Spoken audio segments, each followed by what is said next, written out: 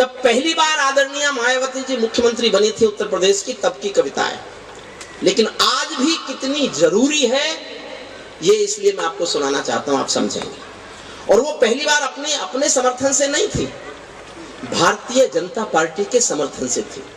उन्होंने चंद्रशेखर आजाद के नाम के एक महाविद्यालय का पत्थर उखाड़ा, किसी और के नाम का लगा दिया। किसी एक पत्रकार ने हिम्मत करके उनसे कहा कि देवी आदरणीय मुख्यमंत्री जी, ये महाविद्यालय चंद्रशेखर आजाद जी के नाम पर है। तो उन्होंने गुस्से में घूम के कहा, कौन चंद्रशेखर आजाद? वो आतंकवादी। भानु प्रताप शुक्ल ने जनसत्ता में पूरे पेज पर एक लेख लिखा, मैं हरिद्वार में था, मैंने लेख पढ़ा, मैं रोया, लेकिन मुझे हिम्मत ये थी कि भारतीय जनता पार्टी के समर्थन से मुख्यमंत्री है, कल या तो माफी मांगेंगी या सरकार चली जाएगी। लेकिन कुछ भी नहीं हुआ। मैंने 4-5 दिन इंतजार किया, फिर मैं अटल बिहारी वाजपेयी जी के पास गया, मेरी सुन लेते थे उन दिनों।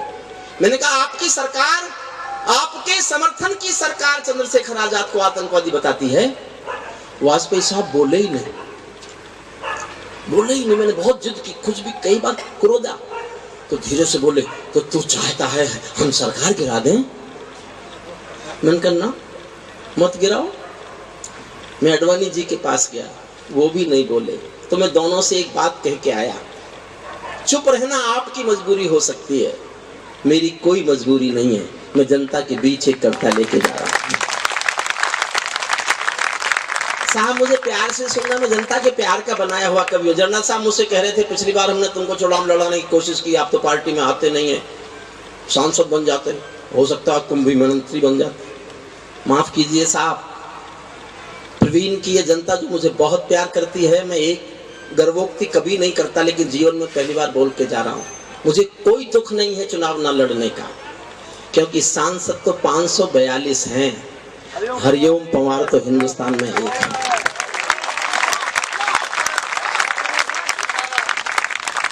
एक कविता लेके आया मैं, और इसलिए लेके आया कि मैं केवल ये कहना चाहता हूं कि हिंदुस्तान की राजनीति ना करे शहीदों का सम्मान, हम सह लेंगे, लेकिन हिंदुस्तान की राजनीति शहीदों का अपमान करने की हिम्मत ना करें। बस ये मैं कहना चाहता हूं।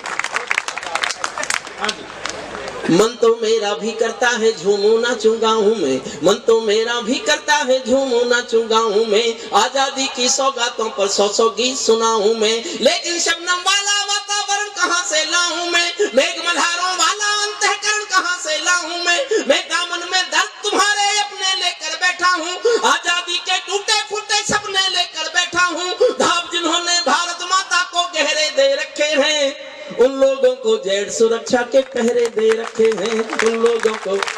और तालियां चाहिए साहब, जुड़ना मुझसे। मैंने दलों के लिए नहीं लिखा कभी, मैंने देश के लिए। मेरे दिल में देश के सिवा कुछ भी नहीं है, विश्वास करो। मैंने किसी लड़की को अपने दिल में इसलिए नहीं आने दिया कि देश बाहर ना निकल जाए।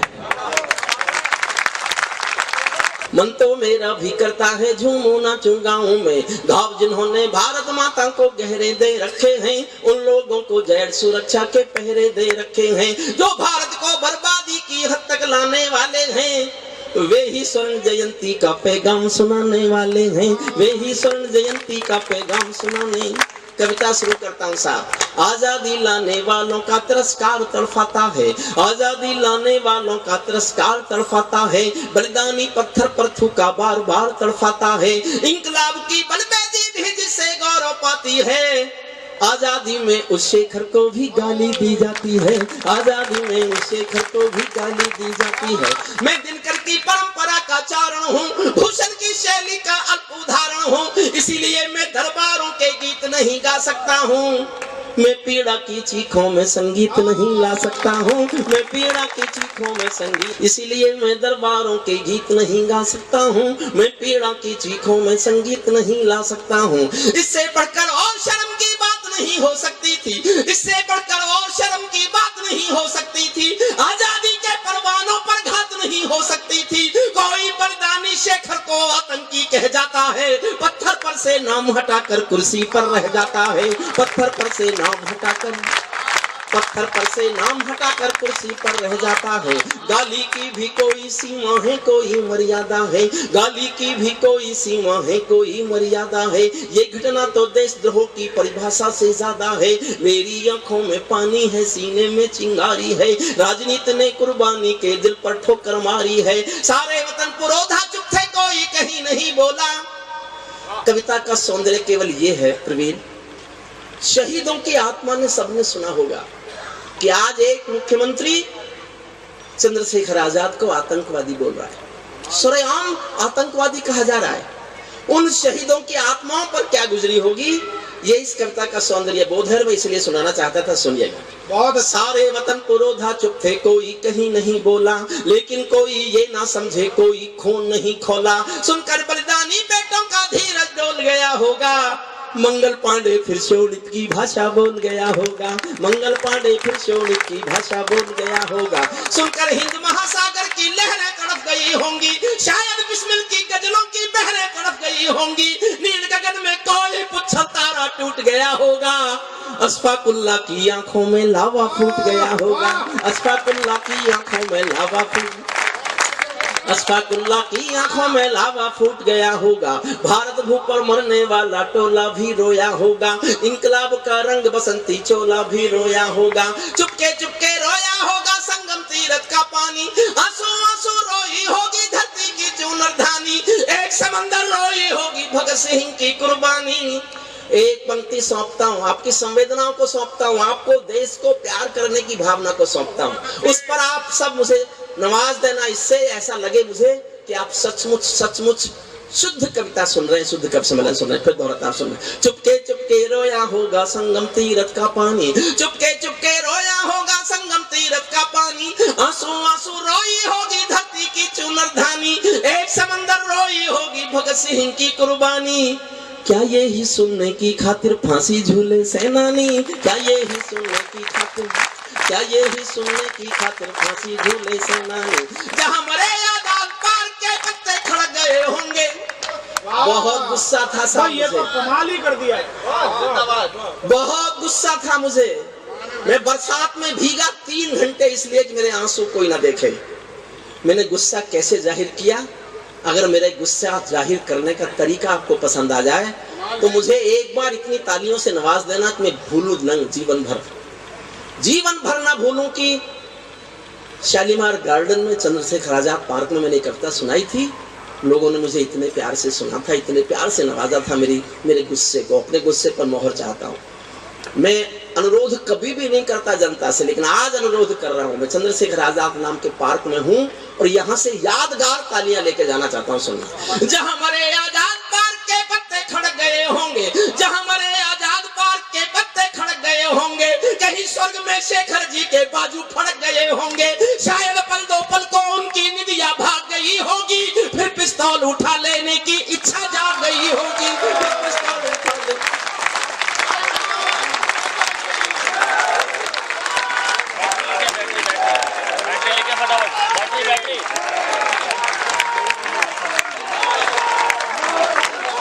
अच्छा, यदि जय बोलनी है तो मैं बोलता हूँ, मेरे साथ सारे लोग एक साथ बोलें, भारत माता की। आवाज कम है, और जोर से, भारत माता की, भारत माता की। सचमुच मेरे लिए यादगार पल है ये, मैं जीवन में कभी नहीं भूलूंगा, कभी नहीं। ललित जायसवाल जी हैं कि चले गए? ललित जी, आपने अतुल जी ने मिलकर जो अट्टहास के कीर्तिमान स्थापित किए थे प्रवीण से मिलकर, ये भी उल्लास नाम जरूर है और कविता के लिहाज से बहुत रिच कवि सम्मेलन, बहुत इसको कहना चाहिए अमीर कवि सम्मेलन आपने किया है। जहां मरे आजाद पार्क के पत्ते खड़ गए होंगे, कहीं स्वर्ग में शेखर जी के बाजू फड़ गए होंगे। शायद पल दो पल को उनकी निदिया भाग गई होगी, फिर पिस्तौल उठा लेने की इच्छा। मैंने शेखर जी पर कविता लिखने के लिए उनकी जीवनी पढ़ी। एक घटना मुझे ऐसी मिली जो शायद आपने नहीं सुनी हो, शायद नहीं सुनी हो। दुनिया के किसी भी क्रांतिकारी के मुंह से ऐसी बात कभी निकली नहीं जो चंद्रशेखर आजाद के मुंह से निकली। इकलौते बेटे थे, माँ बाप गरीब थे, मध्य प्रदेश के झाबुआ जिले के भाबरा गांव में रहते थे। मैं मोदी जी को बधाई देता हूँ, 70 साल में हिंदुस्तान का पहला प्रधानमंत्री जो चंद्रशेखर आजाद के गांव गया, पहला प्रधानमंत्री।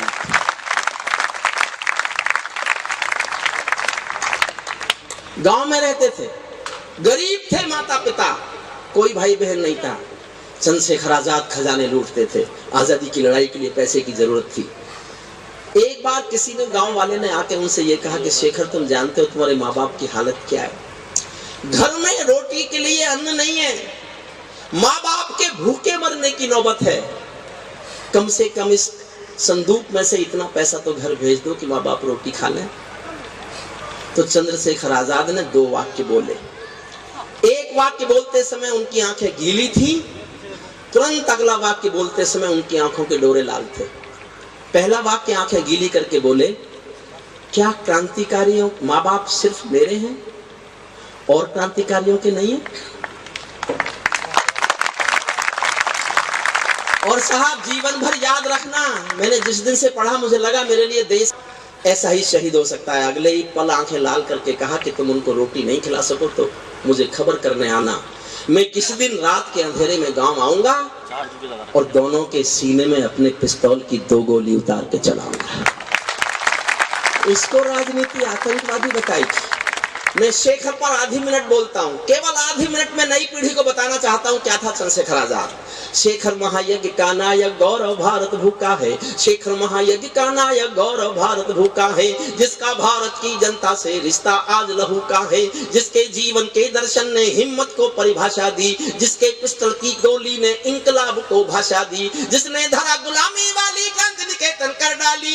आजादी के हवन कुंड में अग्नि चेतन कर डाली। जिसके कारण क्या अलौकिक माता के आंगन में था, इकलौता बेटा होकर भी आजादी के रण में था। जिसको खूनी मेहंदी से भी देह रचाना आता था। आजादी का योद्धा केवल चने चबे ना खाता था। अब तो नेता पर्वत सड़कें शहरों को खा जाते हैं और पुलों के शिलान्यास में नहरों को खा जाते हैं। अब तो नेता पर्वत सड़कें शहरों। आजादी के कारण जो गौरव से बहुत लड़ी है जी, क्या लिखा है? मेरे भाई ने कहा ये लाइन मत लिखो, किसी की भावनाएं आहत हो जाएंगी। साहब, अतुल गर्ग जी, आपके सामने बोलता हूँ, भगवान राम हमारे रक्षक हैं, हमारे देवता हैं, मैंने नहीं देखे। भगवान कृष्ण हमारे रक्षक हैं, हमारे देवता हैं, मैंने नहीं देखे। मैंने अपने वो फौजी सैनिक देखे हैं जो सीमा पर बैठ करके हमारे हिंदुस्तान की रक्षा कर रहे हैं। मेरे लिए देवता वो सिपाही है, सैनिक है, फौजी है, वर्दी है जो हमारी रक्षा करने के लिए सीमा पर बंदूक लेकर खड़ी है। क्या हुआ? इसे ही ऐसे ही शहीद हुए। मैं 2 पंक्ति पढ़ रहा हूँ। मैंने कभी ये चिंता नहीं की कि किसी की भावनाएं आहत होंगी, होती हो तो हो। जो मैंने कहा, मैंने कहना चाहा, वो मैंने कह दिया। आजादी के समर्थन मांगता हूँ, आपको लगे कि इस भावना को इस देश में जगह मिलनी चाहिए। आजादी के कारण जो गौरव से बहुत लड़ी है जी, शेखर की पिस्तौल किसी तीरथ से बहुत बड़ी है जी। शेखर की पिस्तौल किसी तीरथ से बहुत बड़ी। और अतुल जी, माफ करना, आप यहाँ नहीं होते तो शायद मैं इस कविता का चुनाव नहीं करता। मैंने तभी लिखी थी ये पंक्तियां क्योंकि भारतीय जनता पार्टी के समर्थन से थी मुख्यमंत्री, और भारतीय जनता पार्टी ने उस समय कोई फैसला नहीं किया। उसके बाद अब लौटे उसके बाद 18 साल बाद या 19 साल बाद मैंने तभी कहा था, जो भारत माता की जय के नारे गान, शुद्ध कविता सुनना आप, हो सकता है सब भाजपा के हों, जो भारत माता की जय के नारे गाने वाले हैं, राष्ट्रवाद की गरिमा गौरव ज्ञान सिखाने वाले हैं, जो छोटी छोटी बातों पर संसद में अड़ जाते हैं, श्री राम मंदिर मुद्दे पर सड़कों पर लड़ जाते हैं, 60 दिनों तक स्वर्ण जयंती रथ लेकर जो घूमे थे, आजादी की यादों के पत्थर पूजे थे, चूमे थे, इस घटना पर चुप बैठे थे, सबके मुंह पर ताले थे, तब गठबंधन क्यों नहीं तोड़ा जो तुम हिम्मत वाले थे, तब गठबंधन क्यों नहीं तोड़ा। और तालियां बजाओ तो अगली 2 पंक्तियों पर बजाना, कहने की हिम्मत मैं करूंगा, समर्थन करने का हौसला आप करना। इस घटना पर चुप बैठे थे, सबके मुंह पर ताले थे, तब गठबंधन क्यों नहीं तोड़ा जो तुम हिम्मत वाले थे। तुम सत्ता में शामिल थे तो टूक डांट भी सकते थे। तुम सत्ता में शामिल थे तो टूक डांट भी सकते थे। जो जीव शहीदों पर थूके वो जीव काट भी सकते थे। जीव शहीदों पर थूके वो जीव, जो जीव शहीदों पर थूके वो जीव काट भी। जो सीन, अंतिम छंद सुन लीजिए। जो सीने पर गोली खाने को आगे बढ़ जाते थे, भारत माता की जय कहकर फांसी पर चढ़ जाते थे। जिन बेटों ने आजादी के लिए कहानी दे डाली, आजादी के हवन कुंड के लिए जवानी दे डाली। दूर गगन के तारे उनके नाम दिखाई देते हैं। उनके स्मारक भी चारों धाम दिखाई देते हैं। उनके स्मारक भी चारों धाम दिखाई देते हैं। वे देवों की लोकसभा के अंग बने बैठे होंगे। उनकी जगह बता रहा हूं, और तुम्हारी जगह केवल बासी अखबार हैं। केवल बासी अखबार। क्या बात है, थोड़ा सा हिम्मत करो योगी जी। केवल बासी अखबारों की चीजें हैं वो लोग। सुन, वे देवों की लोकसभा के अंग बने। मेरी कविता की सबसे अच्छी पंक्तियां समझ जाओ तो मुझे प्यार देना। वे देवों की लोकसभा के अंग बने बैठे होंगे। वे सतरंगी इंद्रधनुष के रंग बने बैठे होंगे। उन बेटों की याद भुलाने की नादानी करते हो। इंद्रधनुष के रंग चुराने की नादानी करते हो। इंद्रधनुष के रंग चुराने की नादानी करते हो। जिनके कारण ये भारत आजाद दिखाई देता है। अमर तिरंगा उन बेटों की याद दिखाई देता है। उनका नाम जुबां पर लो तो पलकों को झपका लेना। उनकी यादों के पत्थर पर दो आंसू टपका देना। उनकी यादों के पत्थर पर दो आंसू टपका देना। जो धरती में मस्तक बोकर चले गए, दाग गुलामी वाला धोकर चले गए। मैं उनकी पूजा की खातिर जीवन भर गा सकता हूँ। मैं सूरज का बेटा तम के गीत नहीं गा सकता हूँ। मैं पीड़ा की चीखों में संगीत नहीं गा सकता हूँ। मैं पीड़ा की। एक हौसला और देना। मैं अभी बनारस गया तो मैंने घुटने की चोट की वजह से कुर्सी मांगी, तो मेरा दोस्त वहाँ एक प्रोफेसर था। देखिए, इससे बड़ा गर्व किसी को क्या हो, सुप्रीम कोर्ट के जज हों और वो ये स्वीकार करें कि ये मेरे गुरुजी हैं, मैं इनसे पढ़ा हूँ। इससे बड़ा गर्व कोई टीचर और नहीं जी सकता। क्या बात है, वाह वाह। ये गर्व में जीता हूँ। मेरे लगभग 7 विद्यार्थी इस समय हाई कोर्ट के जज हैं और लगभग 150 विद्यार्थी लोअर जुडिशरी में जज हैं। ये गर्व है 40 साल की शिक्षक रहने का। तो उसने कहा, देख हरिओम पवार मेरे बैठते ही बोला, अब तो बूढ़ा हो गया। अच्छा, उसने सच कहा, कोई गलत तो कहा नहीं। लेकिन कोई ईगो मानता है कि वो बूढ़ा हो जाए? कोई कौन चाहता है वो माना जाए? तो मेरे मुंह से एक वाक्य निकला। मैं भी देखिए, इस समाज का, इस देश के कवि समाज पर सर्वाधिक एहसान है। कवियों के घरों में जो पैसा है ना, वो या तो अग्रवाल समाज का है या जैन समाज का है। इसके सिवा और किसी समाज का पैसा नहीं। अपनी साहित्यिक परंपराओं, अपनी मर्यादाओं, अपने रीति रिवाज, अपनी परंपराओं, अपनी विशिष्टताओं को जिंदा रखने का जितना प्रयास इन दोनों समाजों ने किया है, अगर इतना हर समाज ने कर लिया होता तो हिंदुस्तान में कोई दुराव होता ही नहीं, अलगाव होता नहीं, बुराई होती नहीं, छटती नहीं। हम तो हंसी हंसी में कह रहे थे, कोई बुरा ना माने, अगर ये जाट सभा होती तो इतनी देर में तो 6-7 बार लाठी बज गई होती। मैं दिनेश से कह रहा था जाट मंच पे अकेला इसलिए चुप बैठा है। वो मेरा समाज है, तब कह रहा हूं मैं। हम बिना बात ही लड़ते हैं, बिना बात ही लड़ लेते हैं। कोई और नहीं मिले तो आपस में लड़ लेते हैं। जीन्स में हमारे ये दोस्त 6 लाइन मन से सुनना। मेरे मन से ऐसे निकल गया एक वाक्य, आपको भी अच्छा लगे तो मुझे आशीष दे देना, आपके यहाँ से आयु बढ़ी लेके जाऊंगा। मैंने कहा, देख भाई, जब सूरज शाम को ढलता है ना, उस वक्त भी उसका नाम सूरज ही होता है। क्या बात है, वाह। 6 पंक्ति पढ़ता हूं, मुझे हौसला देना। मैं सूरज के साम्राज्य से आंख मिलाने वाला हूं। मैं सूरज के साम्राज्य से आंख मिलाने वाला हूं। दुनिया के हर दादा का मैं ताज हिलाने वाला हूं। आसमान की लाली मेरे शब्दों की चिंगारी है। मेरी पूरी दुनिया से टकराने की तैयारी है। मैं शब्द शब्दों की क्रांति ज्वाल हूँ, वर्तमान को गाऊंगा। जिस दिन मेरी आग बुझेगी मैं उस दिन मर जाऊंगा। जिस दिन मेरी आग बुझेगी मैं उस दिन मर। क्या कहने। अंतिम छंद सुनाता हूं जो समय बचा है। अंतिम छंद इस कविता का। अंतिम छंद मैंने इसलिए लिखा, 2021 में 15 अगस्त को अफगानिस्तान पर तालिबानियों का कब्जा हो गया था। तो उनके एक प्रेस प्रवक्ता का मैंने बयान सुना। वो बोल रहा था, we have got our motherland, Kabul and total Afghanistan, our next target is jihad in Jammu and Kashmir, and due to brotherhood we will support the jihad and we will get it liberated. हमारा लक्ष्य, अगला लक्ष्य जम्मू कश्मीर की आजादी है और भाईचारे के नाते हम ये काम करेंगे। तब मैं अंतिम छंद सुना रहा हूं। भारत बोल रहा है, कोई राजनीतिक दल नहीं बोल रहा। दुनिया से भारत बात कर रहा है। जब वो कहते हैं ना हम आएंगे और आजाद कराएंगे कश्मीर को, तब मैं अंतिम छंद में जवाब देता हूं। अगर मैंने आपको कुर्सियों से ऊपर नहीं उछाला तो मैं काय का हरिओम पवार, काय का हरिओम पवार।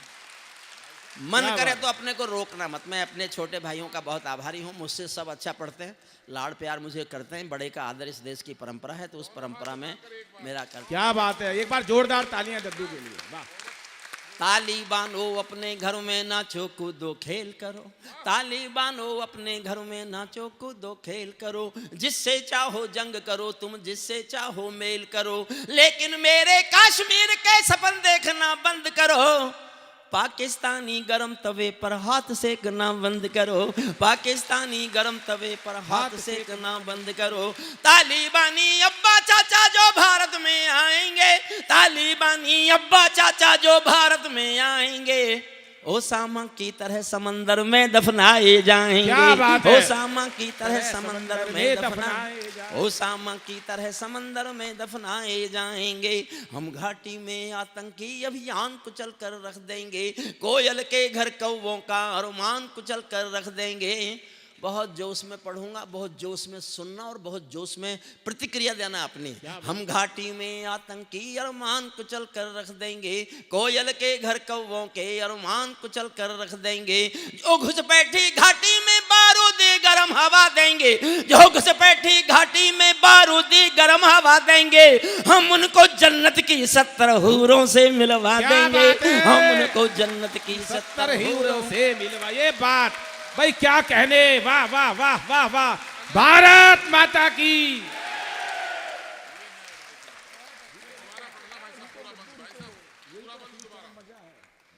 जो घुसपैठी हम घाटी में आतंकी अभियान कुचल कर रख देंगे, कोयल के घर कौवों का अरमान कुचल कर रख देंगे। जो घुसपैठी घाटी में बारूदी गर्म हवा देंगे, हम उनको जन्नत की 70 हूरों से मिलवा देंगे। चंद किराए के ये गुंडे और तमंचे पिंडी के सौदागर बनकर बैठे हैं आतंकों की मंडी के। पहले इनको संविधान की परिभाषा में समझा दो, ना समझे तो फिर बुलडोजर की भाषा में समझा दो, ना समझे तो फिर बुलडोजर की, ना समझे तो फिर बुलडोजर की भाषा में समझा दो। बंदूकों की गोली का उत्तर सद्भाव नहीं। 1 मिनट और, समय से ऊपर जा रहा हूं। अरे सर 5 बंदूकों की गोली का उत्तर सद्भाव नहीं होता, हत्यारों के लिए अहिंसा का प्रस्ताव नहीं होता। कोई विषधर कभी शांति के बीज नहीं बो सकता है, और भेड़िया शाकाहारी कभी नहीं हो सकता है, और भेड़िया शाकाहारी कभी नहीं हो सकता है।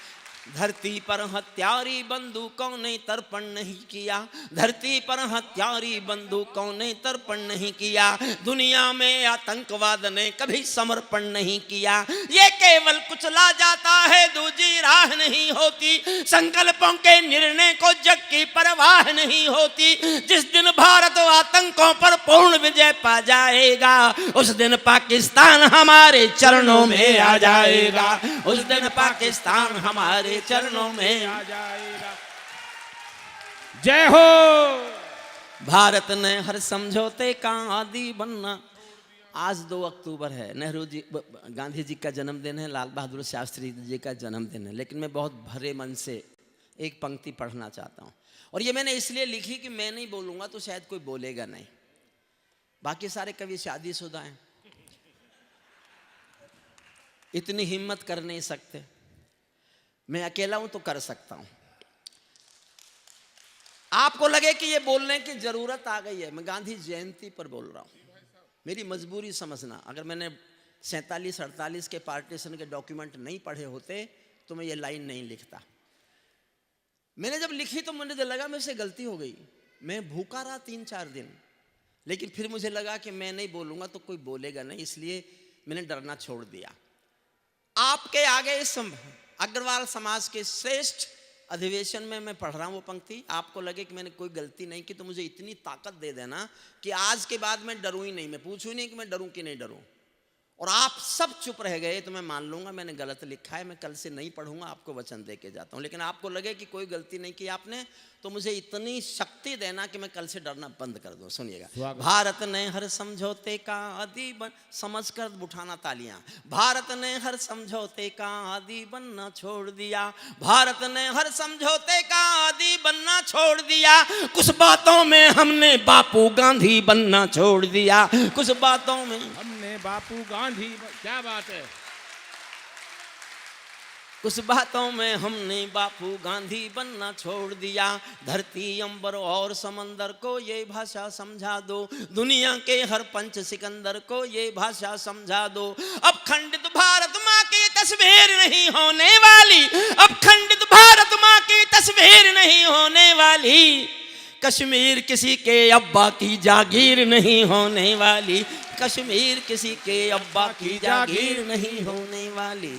हम भी कश्मीर किसी के अब्बा की जागीर नहीं होने वाली। हम भी दुनिया के दादा हैं, दिल्ली हैं लाहौर नहीं। नई सदी का भारत है ये 62 वाला दौर नहीं। हम भी दुनिया के दादा हैं, दिल्ली हैं लाहौर नहीं। हमने अपने संविधान से 370 मिटा दिया, नेहरू जी ने डाला था जो सांप गले से हटा दिया। और एक का उत्तर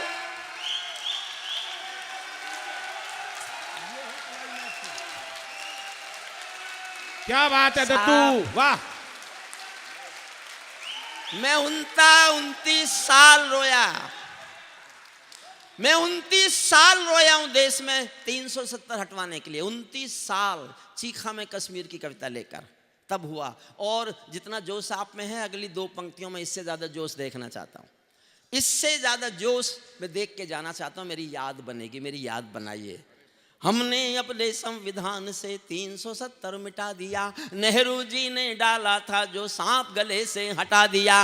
उरी का उत्तर घर में घुसकर चोट से देना सीख लिया, पुलवामा का उत्तर बालाकोट से देना सीख लिया, पुलवामा का उत्तर बालाकोट से देना सीख लिया, पुलवामा का उत्तर बालाकोट से देना सीख लिया। रावलपिंडी के दिल में जब खोट दिखाई देता है, रावलपिंडी के दिल में जब खोट दिखाई देता है, उनको सपनों में भी बालाकोट दिखाई देता है, उनको सपनों में भी बालाकोट दिखाई। और एक पंक्ति और पढ़ रहा हूं। किसी ने कहा क्यों लिखी? मैंने कहा मैंने भूषण पढ़ लिया। भूषण नहीं पढ़ता तो नहीं लिखता। मैं देश का कोई साहित्यकार माना जाऊं ये मेरी कामना है ही नहीं। मैं इस देश के आम आदमी के धड़कन को आवाज़ देता रहूं, बस मैं ऐसे जीना चाहता हूं कि मैंने इस देश के आम आदमी का दर्द गाया, मैंने इस देश के आम आदमी के दिल की धड़कन को पहचाना और उसको गाया। इस रूप में मैं चाहता हूं मुझे देश याद करे। साहित्यकार तो मैं हूं नहीं, मैंने हिंदी कभी पढ़ी नहीं, हिंदी मुझे आती नहीं। मैंने 40 साल अंग्रेजी में पढ़ा और अंग्रेजी में कानून पढ़ाया। 2 लाइन सुनना। और अब मैं चुनौती देता हूं कि हमारे बीच एक फैसला होना है कि मैं ज़्यादा जोश में पढ़ रहा हूं कि आप ज़्यादा जोश में सुन रहे हैं। और मैं चाहता हूं कि आप जीतें, मैं हार जाऊं। मैं यहां से हार के जाना चाहता हूं एक पंक्ति पर। आपकी जीत ही मेरी जीत है। सुनिए, रावलपिंडी के दिलों में जब खोट दिखाई, अपनी भावनाएं रोकना मत। मैंने केवल भावनाओं को शब्द दिए। रावलपिंडी के दिलों में जब खोट दिखाई देता है, उनको सपनों में भी बालाकोट दिखाई देता है। हमने डर को कूटनीति से दूर हटा कर रखा है, हमने डर को कूटनीति से दूर हटा कर रखा है। दिल्ली के सिंहासन पर एक शेर बिठा कर रखा है, दिल्ली के सिंहासन पर एक शेर बिठा कर।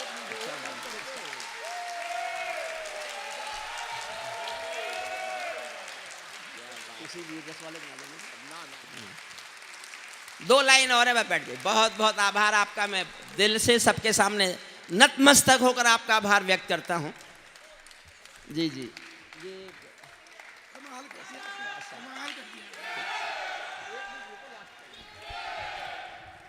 अंतिम पंक्तियां हैं, अंतिम ये पंक्तियां सुनकर जाइएगा। अंतिम पंक्ति 2 लाइन अंतिम सुन लीजिए, जी, फिर हम सब भोजन अंतिम 2 करेंगे। पंक्तियां। कवियों को भी भूख लग रही है। ये मेरा दोस्त है श्याम मोहन गुप्ता, 2-3 दिन से मेरे साथ जी है। सर। हमारा देश विकास तो बहुत करता है। मैं आज रात लखीमपुर था, कल दिनेश रघुवंशी भी वहाँ थे। मैं वहाँ से बाई रोड आया कार से। ब्रिज घाट है, आपने सबने सुना होगा। आज कोई गंगा स्नान था। 5 घंटे ब्रिज घाट का पुल पार करने में हमको लगे। 5 घंटे केवल पुल, जो आधी किलोमीटर का है।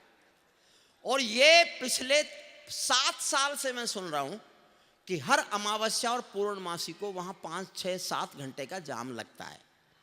कोई सरकार इस जाम को आज तक ठीक नहीं कर पाई। ये देश के विकास की गति है। अंतिम 2 लाइन सुनिए, मैं कोई भाषण क्यों दूं, मैं बस मैं एक वाक्य बोलता हूं। क्या है कविता? 1 मिनट की मेरी बात सुन लो। जो मेरा एहसास है, कविता कहाँ से पैदा होती है।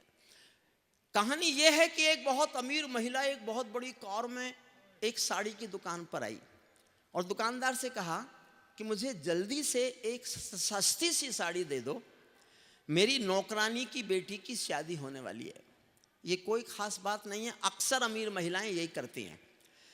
खास बात यह है कि आधे घंटे बाद एक 80 साल की बुढ़िया फटी हुई धोती पहने हुए टूटी सी रिक्शा में बैठकर उस दुकान पर आई और दुकानदार से कहा, मुझे इस दुकान की सबसे अच्छी साड़ी दे दो, मेरी मालकिन की बेटी की शादी होने वाली है।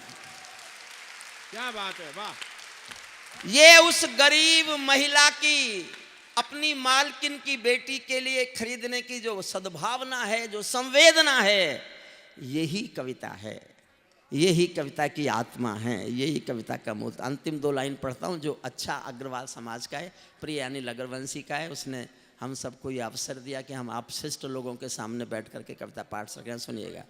दिल हमने डर को कूटनीति से दूर हटा कर रखा है, दिल्ली के सिंहासन पर फिर शेर बिठा कर रखा है। भारत की संसद ने कस्में खा खा कर स्वीकारा है, भारत की संसद ने कस्में खा खा कर स्वीकारा है। पाकिस्तानी कब्जे वाला सब कश्मीर हमारा है। पाकिस्तानी का अंतिम पंक्ति पढ़ रहा हूँ। पाकिस्तानी कब्जे वाला सब कश्मीर हमारा है, दिल्ली के सिंहासन से ये निर्णय जाने वाला है। पाकिस्तानी कब्जे वाला वापस आने वाला है। बहुत बहुत धन्यवाद, बहुत बहुत आभार, बहुत बहुत